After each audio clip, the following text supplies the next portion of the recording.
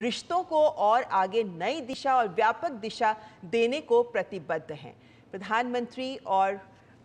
UK के प्रधानमंत्री दोनों के बीच इस वक्त चेकर्स एस्टेट में ये मुलाकात हो रही है और ये भी वेन्यू भी बहुत ऐतिहासिक है क्योंकि ये ब्रिटेन के प्रधानमंत्रियों का कंट्री रेजिडेंस माना जाता है और ये ऐसा स्थान है जहां पर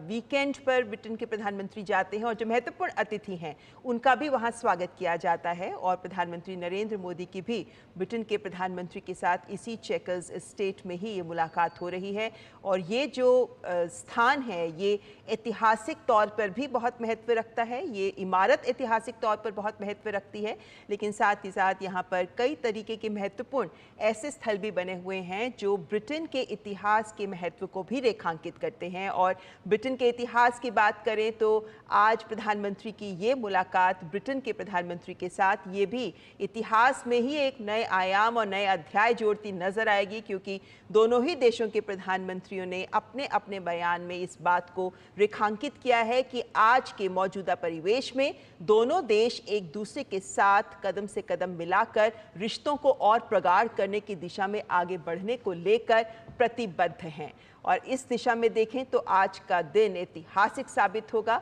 तो ये भी कह सकते हैं कि ये चेकर्स एस्टेट जहां प्रधानमंत्री नरेंद्र मोदी के ब्रिटेन के प्रधानमंत्री कीयर स्टारमर के साथ ये मुलाकात हो रही है, ये चेकर्स एस्टेट गवाह बनेगा उस इतिहास का जो आज दोनों देशों के बीच रचा जाएगा मुक्त व्यापार समझौते के तौर पर। दोनों देशों के बीच जो द्विपक्षीय वार्ताएं होनी है अब से कुछ ही देर में, उसके तहत भी दोनों देश एक दूसरे के साथ सहयोग के नए क्षेत्रों में क्या कुछ निर्णय ले सकते हैं, वो तमाम फैसले भी हमारे सामने होंगे। लेकिन बदलते दौर के साथ साथ जो वैश्विक चुनौतियां हैं उन सब के मद्देनजर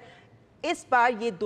के दौरे में जो दोनों देशों के बीच सहयोग के क्षेत्र सामने आएंगे वो ये भी दिखाते हैं कि ये ना केवल आज का सहयोग है बल्कि ये आने वाले वर्षों में, दशक में भी किस तरीके से दोनों देश आगे बढ़कर विभिन्न क्षेत्रों में सहयोग करना चाहते हैं उसको भी ये परिभाषित करता नजर आएगा। क्योंकि जब हम एफटीए की भी बात करते हैं तो ये एफटीए हालांकि ये